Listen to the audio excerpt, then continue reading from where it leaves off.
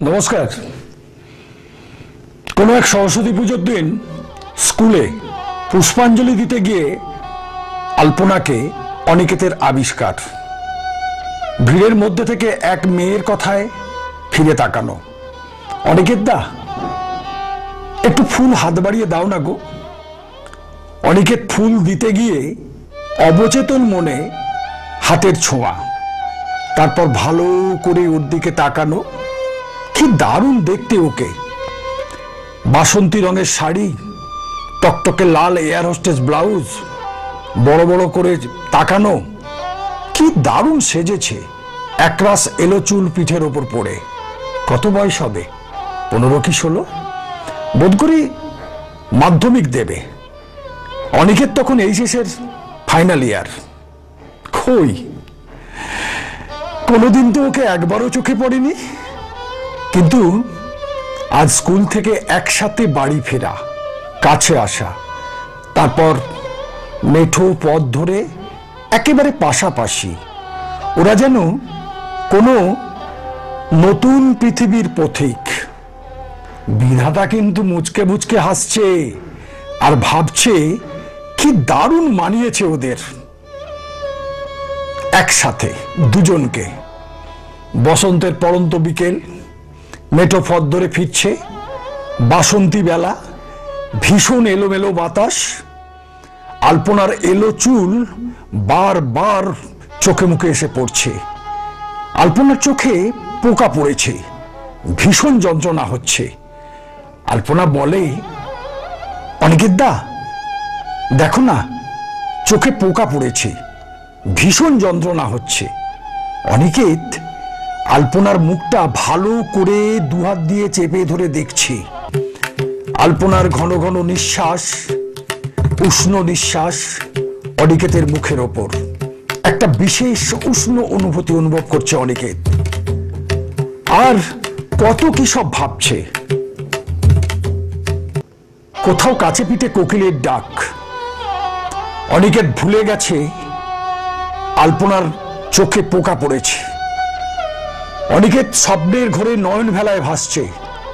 হঠাৎ এক ধাক্কায় আলপনার কথায় চমকে সম্বিত ফিরল। অনিকেত তারপর ফুঁ দিতে দিতে পোকাটা আলপনার শাড়ির আঁচল দিয়ে বের করলো। আঁচল দিয়ে মুখ মুছে আবার হাঁটা শুরু করলো দুজনা।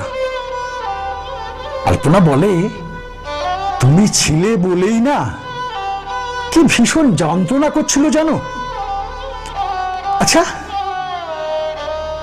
তুমি কি দেখছিলে অমন করে? আমি বলে জ্বালায় যন্ত্রণায় মরছি। অনিকেত বলে, ভুলে গিয়েছিলাম।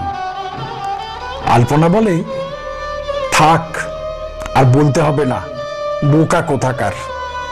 তারপর কত খুনসুটি করতে করতে কখন যেন আলপনার বাড়ি এসে গিয়েছে। আলপনা বুঝতেই পারেনি। আলপনা বলে, এসো না আমাদের বাড়ি। অনিকেত বলে, অন্য কোনো দিন আসবো। আলপনা বলে, ভালো থেকো আর আমার কথা মনে করো। তারপর ওরা দুজন কাছাকাছি এলো, মনের কাছাকাছি, সকালের প্রথম রোদের মতো। একদিন আলপনা একটা বই দিল।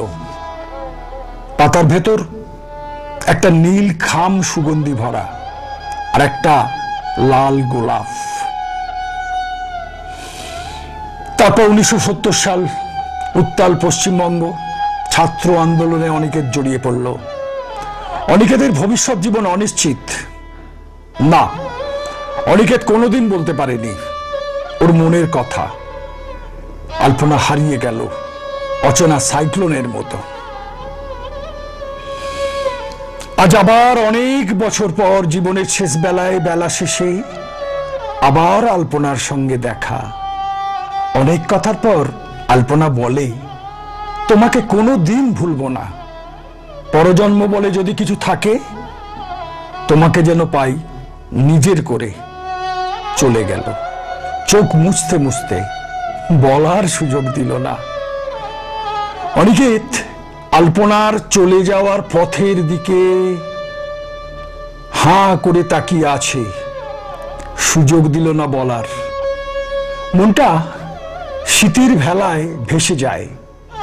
অনিকেতেরও ঠিক একই অবস্থা, অনেকটা আলপনার মতো। আলপনা, তুমি জানতে পারলে না অনিকেতের মনের কথা। কখন যেন মিলিয়ে গেল আলপনা। অনিকেত অনিকেত বিড়বিড় করে বলল, আলপনা ভালো থেকো। সেদিনের সেই মুহূর্তটা অনিকেত কোনো দিন ভুলবে না।